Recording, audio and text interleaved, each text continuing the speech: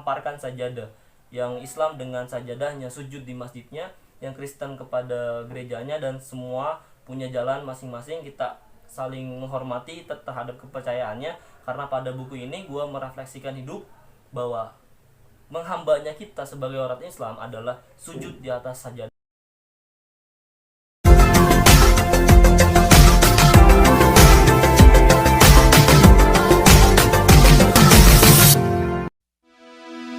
Assalamualaikum warahmatullahi wabarakatuh.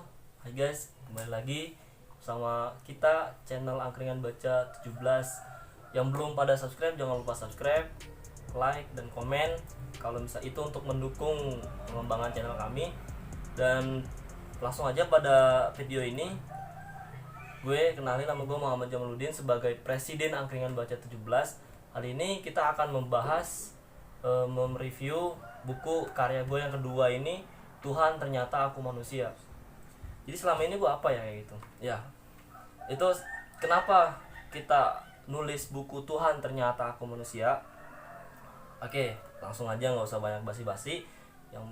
Yang ini kan teman-teman nanya, coba buku lu bang apa, kenapa kok lu bisa nulis Tuhan Ternyata Aku Manusia.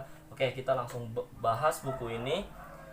Yang pertama, buku ini, pembahasan pertama adalah buku ini kita tulis dengan menjadi 3 bagian. Yang pertama itu adalah Tuhan Ternyata Aku Manusia sebagai pondasi awal.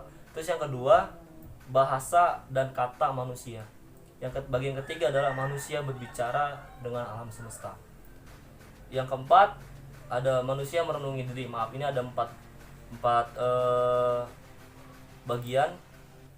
Langsung aja, yang pertama, bagian pertama adalah Tuhan Ternyata Aku Manusia.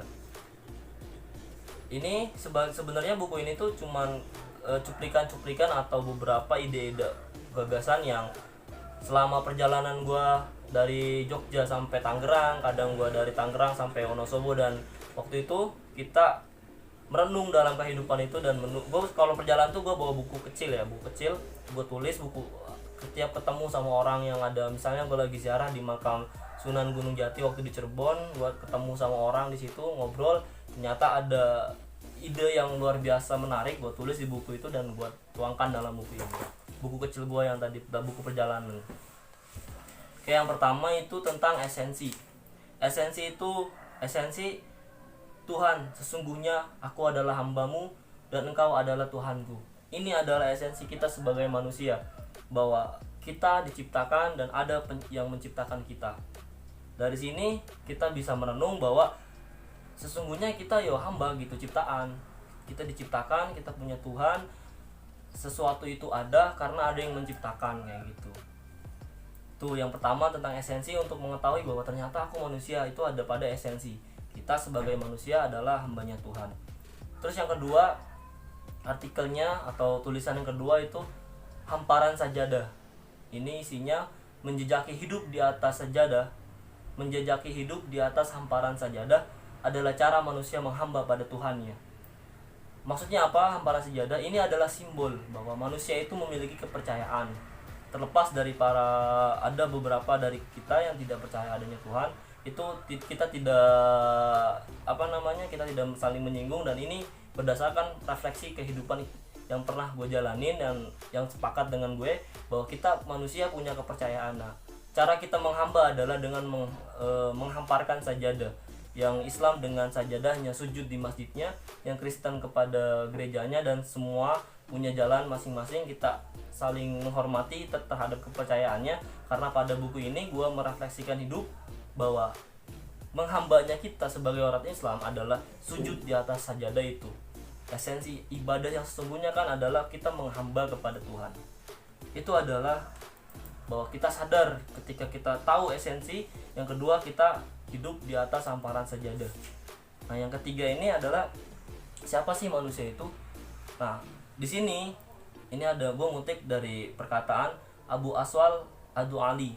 Beliau mengatakan bahwa manusia adalah ulama, orang yang berilmu maksudnya. Nah, semakin ia mendalami dan memahami eksistensinya sebagai manusia, maka ia akan semakin tahu akar persoalan kenapa ia menjadi manusia. Nah, di sini kenapa disebut ulama? Nanti kan ada perbedaan pendapat. Kalau ulama itu nanti panjang urusannya. bahasa Arabnya apa, bahasa Indonesianya apa, itu kita tidak memperdebatkan itu. Yang gua tulis di sini bahwa setiap manusia itu memiliki keilmuan masing-masing, pengalaman, pemahaman masing-masing kayak gitu, dan kecerdasan masing-masing. Nah ini yang gue pahami dari perkataan dari Abu Aswad Adu Ali. Kalau lu nggak sepakat dengan apa yang gue sampaikan di buku ini, nggak apa-apa, bisa komen, bisa di komentar lu tulis, kita bisa jadi diskusi lagi nanti. Artinya setiap manusia itu memiliki keilmuan, pemahaman, kecerdasan masing-masing. Nah, semakin ia mendalami dan memahami bahwa sesungguhnya kita manusia, maka ia akan semakin tahu akan persoalan kenapa ia menjadi manusia. Nah, itu siapa sih manusia? Itu orang yang tahu bahwa dia manusia. Nah, itu buku ini gue tulis, kenapa Tuhan ternyata aku manusia. Nah, dari perenungan artikel ketiga ini tadi udah ada alurnya bahwa esensinya kita sebagai manusia itu bagaimana. Terus yang kedua adalah cara hidup kita sebagai makhluknya Tuhan itu bagaimana, dan ketiga adalah kita paham bahwa kita punya eksistensi juga gitu. Esensi dengan eksistensi kan nanti beda kayak gitu. Terus yang ke selanjutnya ini agak sedikit mengkritik terhadap hari ini kita sebagai manusia, krisis gagasan. Jadi di buku ini gue tulis, jadi gimana bang? Tanya juniorku saat menikmati kopi Jogja waktu itu. Jawabku simple, baca bukumu biar gak bego kayak gitu. Ini dalam tanda kutip ya, baca bukumu. Tidak semua hal yang perlu didapat keilmuan itu dari baca buku, enggak semuanya bisa dari pengalaman, dari apapun itu kita bisa mendapatkan keilmuan itu.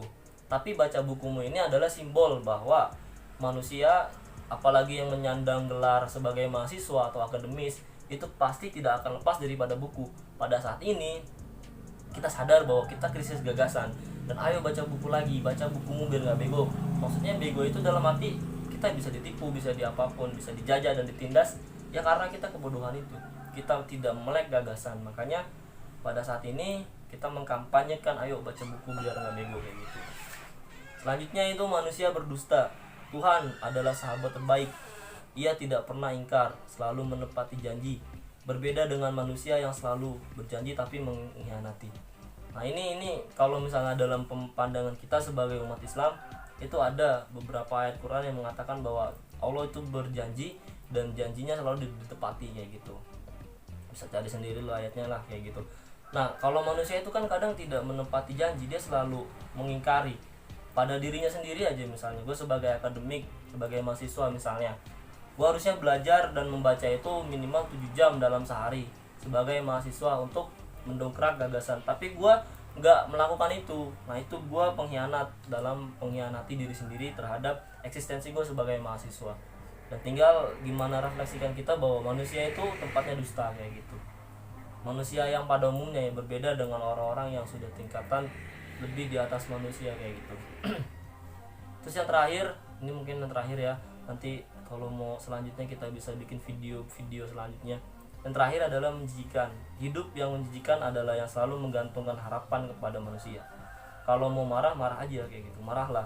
Kalau mau nangis, nangislah. Tapi jangan lupa, jangan mengulangi harapan itu kembali. Itu tadi, lu udah tahu bahwa manusia itu janjinya tidak ditepati, lu mengulang kejadian itu, akhirnya lu sakit, benci dan marah kayak gitu. Ya sama dengan diri sendiri. Artinya ketika gue tahu bahwa gue krisis gagasan nih, semester 4 gue nggak bisa, belum tahu apa itu keilmuan yang ada dalam diri gue, misalnya dalam fakultas gue, dalam mahasiswa, dalam dimanapun, tapi lu di semester 5 tetap mengulangi itu. Nah itu manusia, kita mengulangi harapan itu lagi. Artinya kita terlalu terjebak dengan lubang yang sama gitu, kalau misalkan kita merenung tanpa direfleksikan.